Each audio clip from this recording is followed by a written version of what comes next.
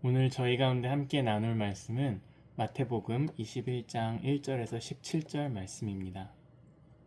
마태복음 21장 1절에서 17절 말씀입니다. 제가 봉독하겠습니다. 그들이 예루살렘에 가까이 가서 감람산 벳바게에 이르렀을 때에 예수께서 두 제자를 보내시며 이르시되 너희는 맞은편 마을로 가라.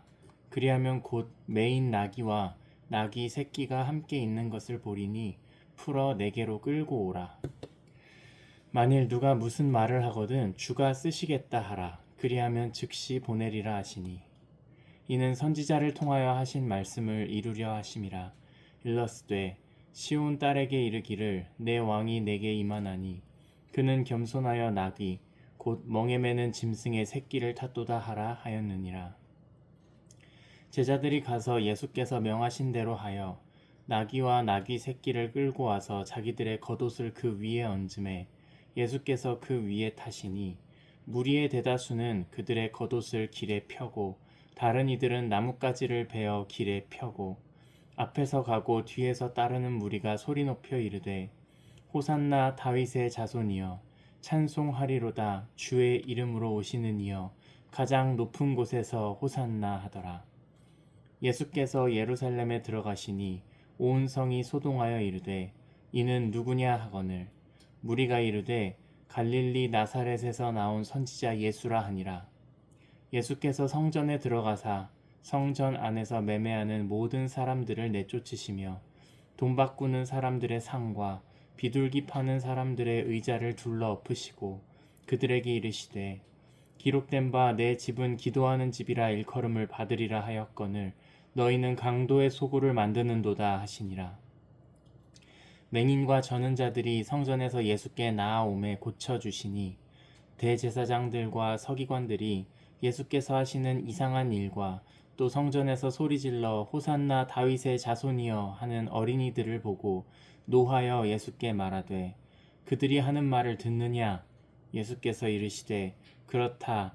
어린 아기와 젖먹이들의 입에서 나오는 찬미를 온전하게 하셨나이다 함을 너희가 읽어본 일이 없느냐 하시고 그들을 떠나 성 밖으로 베다니에 가서 거기서 유하시니라.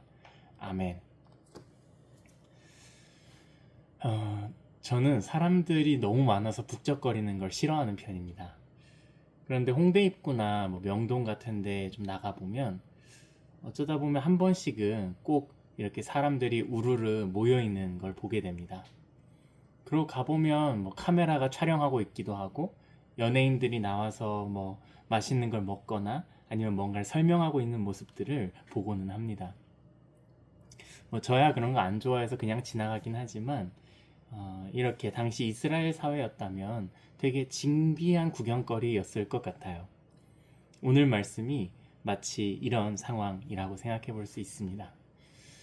예수님께서는 자기의 죽음과 고난에 대하여 3번 예고하십니다. 그리고 예고하신 대로 이제 여리고를 거쳐서 예루살렘으로 들어가십니다. 예루살렘에서 약 일주일간의 행적이 있으시고 그 뒤에는 십자가에 못 박히는 사건이 기다리고 있습니다. 오늘부터 보게 될 마태복음 21장에서 23장 부분은 벳바게에서 예루살렘으로 올라가는 그 이야기로 시작해서 이 마지막 한 주 동안의 전반기에 예수님의 행적을 보여줍니다. 주로 성전에서 또 무리들과 유대 지도자들 앞에서 좀 공개적인 활동을 하시죠. 한편 마태복음 24장부터는 일주일의 뒷부분, 주로 제자들과만 보내신 시간들이 나옵니다. 그 점에서 오늘부터 저희가 살펴볼 마태복음 21장부터 23장은 예수님의 마지막 공개적인 사역이라고 생각해 볼 수 있겠습니다. 지난주 말씀이었던 20장 29절을 보면 갈릴리에서부터 예수님을 따른 큰 무리가 있었습니다. 마침 이스라엘의 명절인 유월절이 다가왔기 때문에 그 무리는 예수님을 따라서 예루살렘으로 이동합니다. 사실 그들뿐이 아니라 온 이스라엘 전역으로부터 어마어마한 인파가 예루살렘으로 모여드는 상황입니다. 그 중에서도 이 사람들은 어느 정도는 낯선 무리들이었을 것 같습니다. 굳이 예수님이라는 한 사람을 따라서 예루살렘으로 행진하고 있으니까요. 아마도 예수님의 소식은 유대 종교 지도자들에게도 전해졌을 겁니다. 그리고 그 사람들에게 예수님을 따르는 이 인파는 어느 정도 긴장과 위협이었을 겁니다.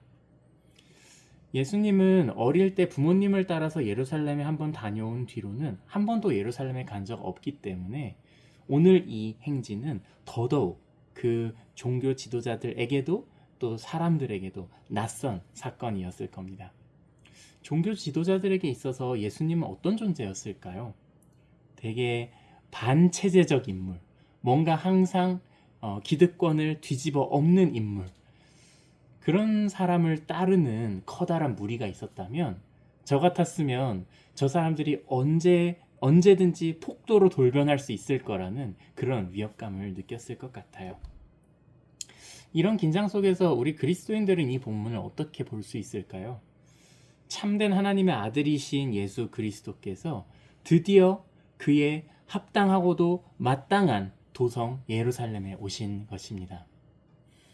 그분과 그분을 따르는 무리들을 경계심 가득히 쳐다보고 있었을 종교 지도자들, 그리고 소문으로만 듣던 변방의 한 선지자를 실제로는 처음 보게 되었을 예루살렘의 유대인들, 그리고 사실 이스라엘 전역과 더 나아가서는 지중해의 디아스포라들에서부터 찾아왔을 수많은 순례자들, 이 사람들에게 예수 그리스도의 행차가 어떻게 느껴졌을지 오늘 본문을 통해 함께 묵상해 보길 원합니다.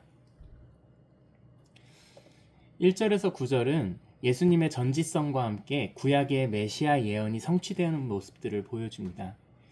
예수님이 제자들에게 명령하시죠. 나귀와 나귀 새끼를 데려오라 그럽니다. 그러면서 가서 주가 쓰시겠다 하면은 그냥 줄 것이다 이렇게 얘기하세요. 학자들은 여기에 대해서도 미리 계약을 했다는 등 말이 많지만 이건 그냥 신비의 요소로 생각하면 될 것 같습니다. 예수님은 그냥 모든 걸 아시는 분이신 것이죠.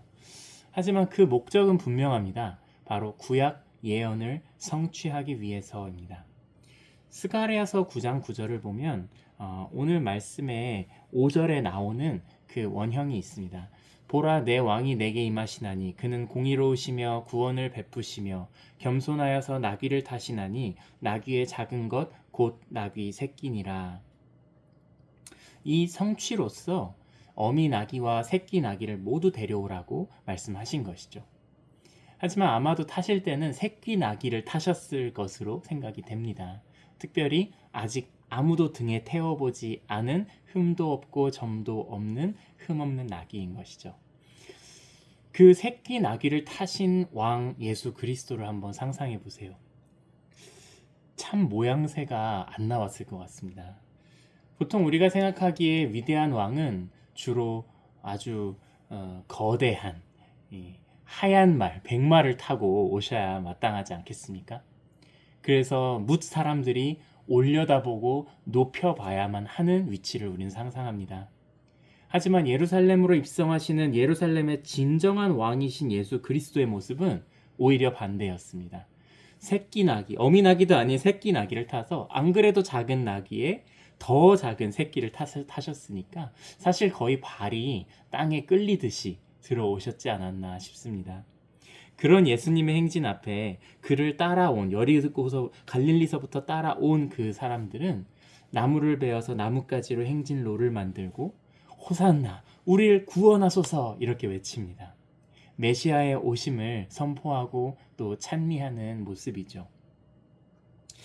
자, 여러분, 예수님은 모든 걸 아시는 분이십니다. 또 모든 걸 하실 수 있는 분이십니다. 그러나 내세우지 않으시는 분이십니다.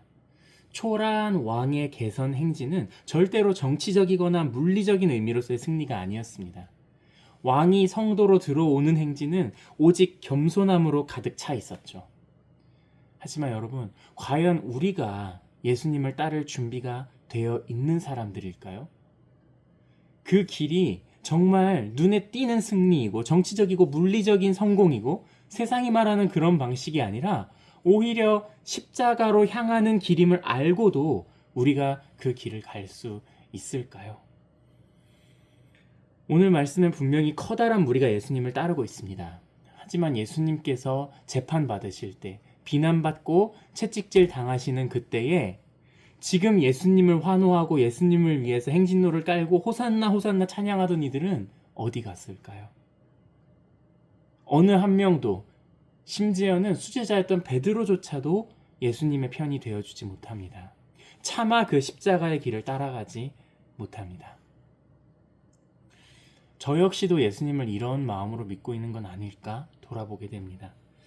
무언가를 기대하고 뭔가 좋은 것을 구하고 그렇게 주지 않으실 때에는 낙심하고 돌아서서 예수님의 가치를, 그분의 무한하신 그 영광을 사실은 가슴 한켠에 묻어두고 밀어두고 모른 척하면서 살아가고 있지는 않은가 반성하게 됩니다. 솔직한 말로 우리로서는, 인간으로서는 도저히 그 길을 따를 수 없다고 고백하는 것이 맞는 말인 것 같아요. 바로 앞에 20장에 요한과 야고보의 어머니가 예수님께 와서 청탁하는 장면이 있었죠. 그 분께서 이제 자기 아들을 한 명은 예수님의 우편에 한 명은 좌편에 올려주세요. 이렇게 이제 로비를 좀 합니다. 예수님께서 이렇게 대답하십니다. 너희는 너희가 구하는 것을 알지 못하는도다. 내가 마시려는 잔을 너희가 마실 수 있겠느냐? 그들이 말하되 할 수 있나이다. 그 잔이 어떤 잔인지 모르고 하는 소리죠. 그리고 절대로 마실 수도 따라갈 수도 없는 잔이고 길이었을 겁니다. 하지만 예수님이 뭐라 말씀하시죠? 너희가 과연 내 잔을 마시려니와 내 좌우편에 앉는 것은 내가 주는 것이 아니라 내 아버지께서 예비하신 자들이 얻는다. 다른 것보다 내 잔을 너희가 실제로 마시게 되긴 할 것이다. 이렇게 말씀하십니다. 모르고 마실 수 있다고 호언장담하는 제자들에게 예수님이 이렇게 말씀하시는 데는 어떤 배경이 있나요? 너희로서는 마실 수 없지만 성령님으로서는 그렇게 하실 수 있다는 예수님의 큰 계획이 있었던 것 아니겠습니까? 또 베드로에게도 예수님이 이렇게 말씀하셨죠. 내가 진실로 진실로 내게 이르노니 네가 젊어서는 스스로 띠띠고 원하는 곳으로 다녔거니와 늙어서는 내 팔을 벌리리니 남이 너에게 띠띠우고 원하지 아니하는 곳으로 데려가리라. 그렇습니다. 여러분, 우리는 사실 우리의 힘으로 도저히 예수님을 따를 수 없는 자들임을 고백하는 것이 마땅하고 정당한 고백일 겁니다. 하지만 제자들에게 성령이 임하실 때, 보혜사이신 성령님이 도우실 때 제자들은 이전에 절대 하지 못했던 것을 하고 절대 낼 수 없었던 용기를 내었습니다. 우리 모두에게도 그런 때가 오기를 소망하고 또 올 것이라고 확신합니다. 한편 예수님께서 예루살렘에 들어가자 어떤 일이 일어나는지 봅시다. 10절에서 13절을 보면 그 유명한 성전 정화 사건이 일어납니다.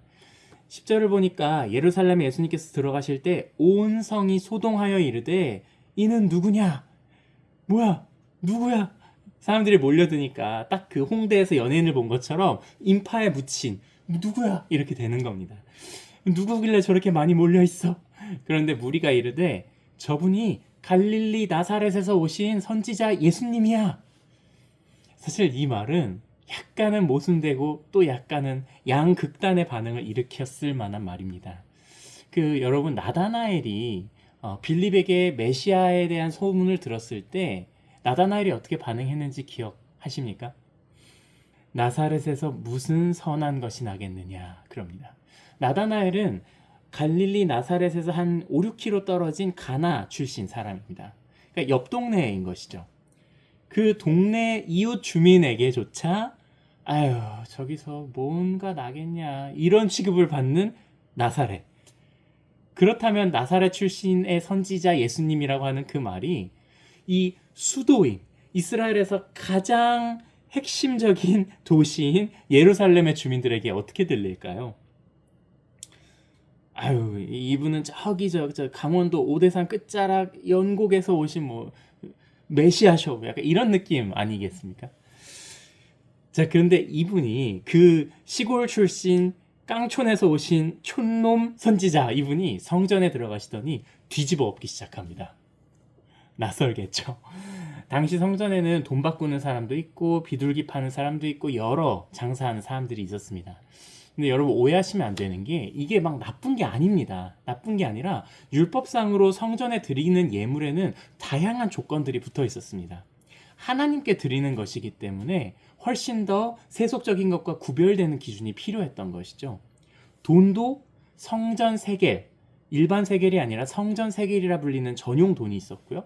또 비둘기, 소, 양, 염소 이런 예물들, 동물들도 일단 흠도 없고 점도 없고는 기본입니다. 흠 없고 점 없는 뭐 어디 한 군데 뭐 깃털이 빠지거나 뭐가 부러지거나 뭐 우리 뭐 길거리 고양이들 보시면 알잖아요. 다 귀한 쪽은 나가 있고 꼬리 없는 애도 흔합니다. 근데 그런 거 안 되는 거죠.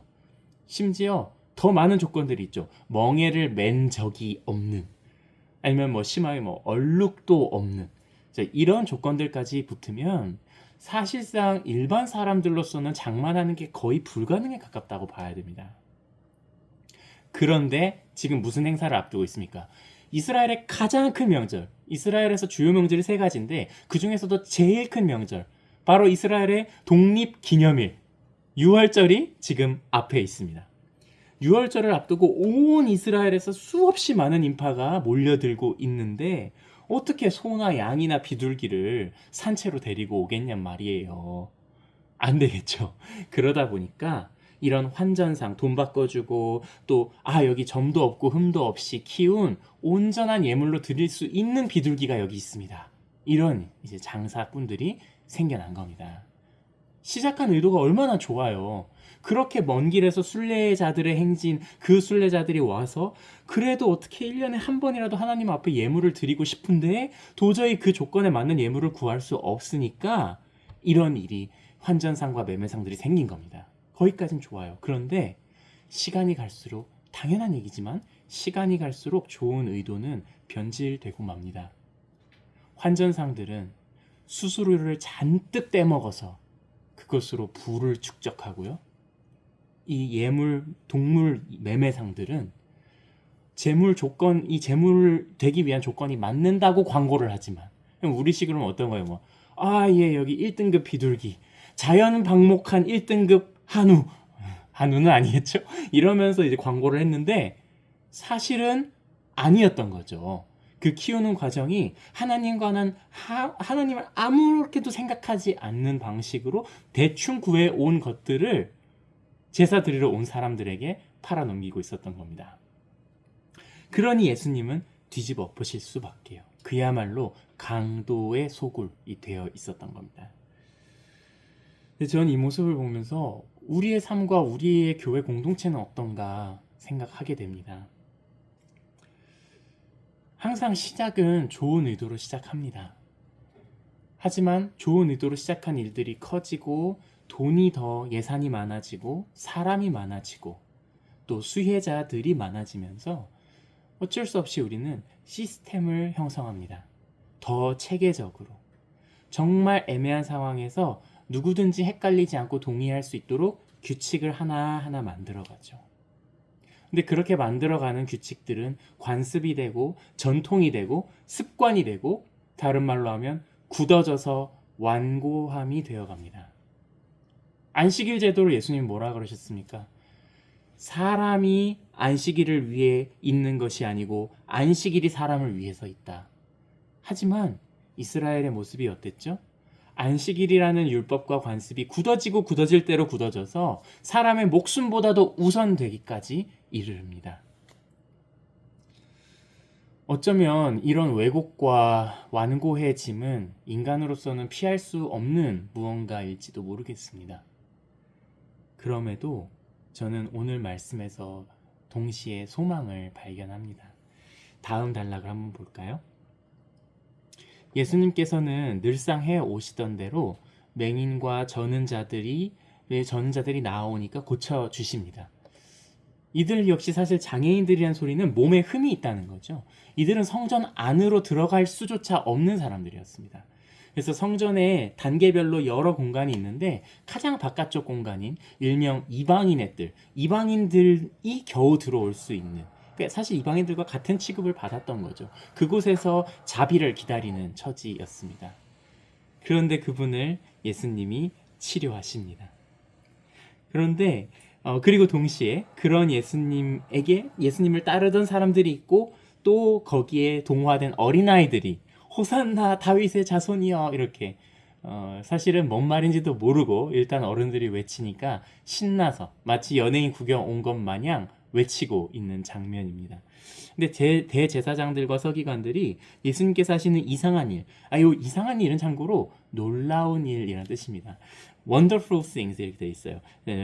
이상한 일과 또 어린이들의 소리 지름, 이 찬미 내용을 보고 예수님께 이렇게 말해요. 저들이 하는 말을 지금 들으십니까? 이러는 거예요. 이게 무슨 얘기냐면 우리가 살다 보면 그 애기들이 보고 있을 때 막 어른들이 뭐 하면 애기들이 꼭 따라하지 않습니까? 그럼 이제 뭐라 그래요? 저 봐봐, 애들이 다 보고 배운다니까. 애한테 부끄럽지도 않아? 이렇게 한마디 하죠. 지금 똑같습니다. 어이, 예수님, 저것 좀 보십시오. 아무것도 모르는 애들까지 지금 당신 보고 메시아라 그러는데 그거 애들한테 부끄럽지도 않소. 그걸 가만히 계실 거요? 이렇게 뭐라 하는 겁니다. 자, 근데 예수님이 뭐라 그러세요? 예수님께서 아이들의 찬송을 받아 들이십니다. 놀랍게도요.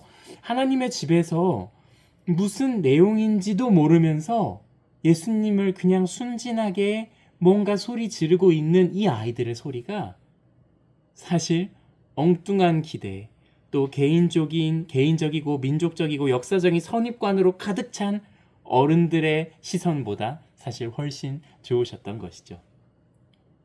예수님은 이 광경을 아기와 젖먹이들의 입에서 나오는 찬미를 온전케 하셨다라는 시편 말씀을 인용하셔서 바로 그것이 성취되는 순간이라고 알려주십니다. 제가 되게 옛날이네요. 학부 신학과 다닐 때니까 거진 10년 전이죠. 그때 이제 학교 끝나고 이렇게 돌아오는 버스를 타려면 이렇게 육교를 지나서 버스 정류장을 가야 됩니다. 근데 육교 위에서 본 장면이 아직도 기억에 남는 장면이 하나 있어요. 할아버지가 이제 손자 손을 잡고 이렇게 육교를 지나고 계셨는데 그 손자가 진짜 애기였어요. 겨우 걸어서 아직 할아버지 손 놓고 걷기는 조금 불안하고 그래서 이제 손을 잡고 걸어가는 그런 상황이었습니다. 그 손자의 발걸음에 맞춰서 느릿느릿 이제 이 할아버지와 손자가 아들이 이렇게 걸어가고 있는데 남자 아기가 걸어가고 있는데 그 손자가 이제 갑자기 멈추더니 이러고 바닥을 물끄러미 보는 겁니다. 그러더니 갑자기 이게 쪼그려 앉아가지고 바닥에서 은행나무 잎 하나를 집었어요. 그러더니 할아버지한테 그걸 주는 거예요. 귀엽죠. 가을에 이렇게 단풍이 쫙 깔렸는데 그 은행나무 잎 하나를 집어서 할아버지께 드렸습니다. 그러니까 할아버지가 그걸 받으시더니 고마워 이러는데 너무 행복해 하시면서 고마워 이러면서 자기도 주섬주섬 주머니를 막 뒤지시더니 거기서 사탕 하나를 꺼내서 까서 손자 입에 넣어주시더라고요. 참 마음 따뜻해지는 광경이었습니다. 어찌 보면 손자의 은행잎 선물은 할아버지에게 사실상 아무런 가치도 되지 않을 만한 무언가였죠. 하지만 그 손자의 감사를 할아버지는 온전케 하시고 받으신 겁니다. 그렇죠? 어쩌면 우리 사람들은 자꾸만 넘어지고 또 좋은 의도로 시작해도 자꾸만 왜곡시켜 버리는 우리들은 어쩌면 모두 다 젖먹이들일지도 모르겠습니다.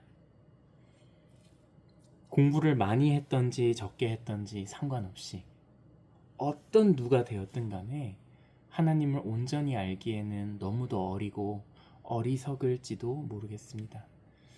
하지만 여러분, 우리가 그 뜻을 제대로 깨닫지도 못한 채로 어린애들이 신나서 소리치는 것 마냥 주님을 찬양하고 또 애쓸 때 그 어리숙한 소리와 몸짓까지도 하나님께서 온전하게 만드시고 받아주실 것 같아요. 그리고 그것이야말로 도저히 넘어짐을 피할 수 없는 우리들의 소망이지 않을까 생각합니다. 오늘 우리는 예수님께서 예루살렘에 입성하시는 장면을 함께 보았습니다.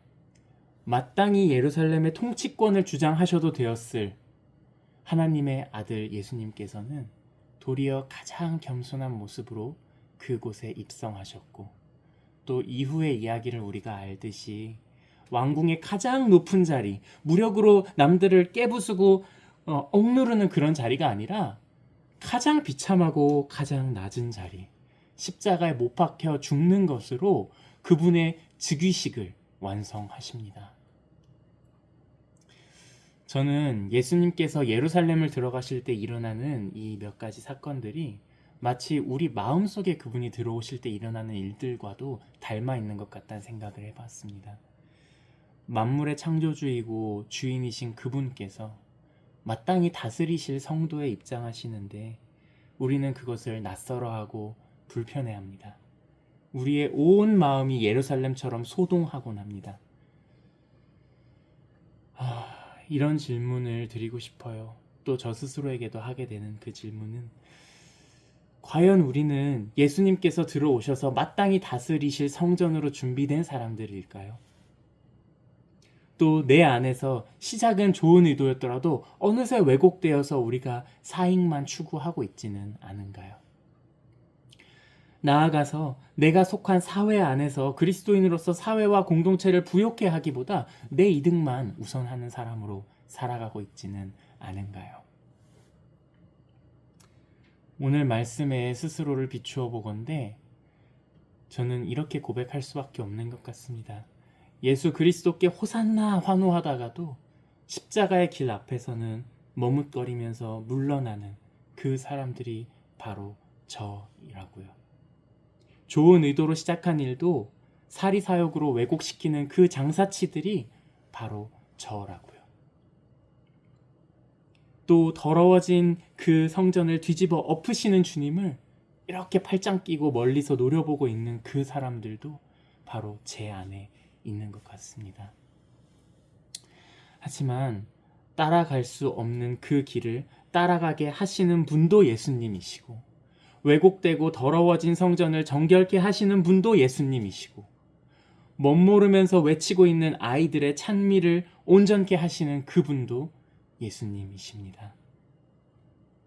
여러분, 이번 한 주의 삶 가운데에서도 오직 나에게 능력이 되시는 예수 그리스도만 의지해서 우리의 마음속, 또 우리 교회 공동체 안에서 그분이 참된 주인이시고 왕이시라고 고백하는 모든 저희가 되기를 간절히 소망합니다.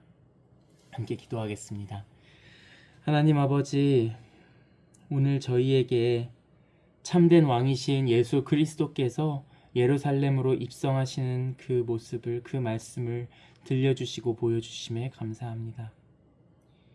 주님, 참된 왕이시지만 오직 겸손한 왕으로서 예루살렘에 들어가시는 그 예수님의 길을 저희 또한 따르기 원합니다.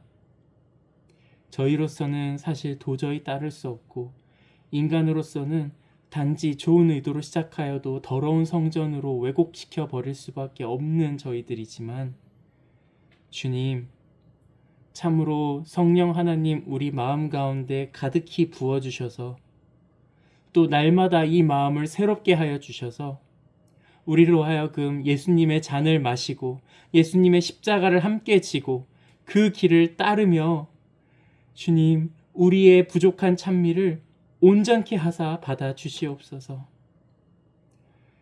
저희로서는 할 수 없으나 내게 능력 주시는 자 안에서 내가 무엇이든 할 수 있다 고백하였던 사도 바울처럼 주님, 우리 안에 능력 주셔서 오직 성령 하나님 인도하여 주셔서 정말 세상 마치는 날까지, 주님 다시 오실 때까지 그리스도인으로서 주님의 이름을 받은 자로서 살아가는 저희들 되게 하여 주시옵소서.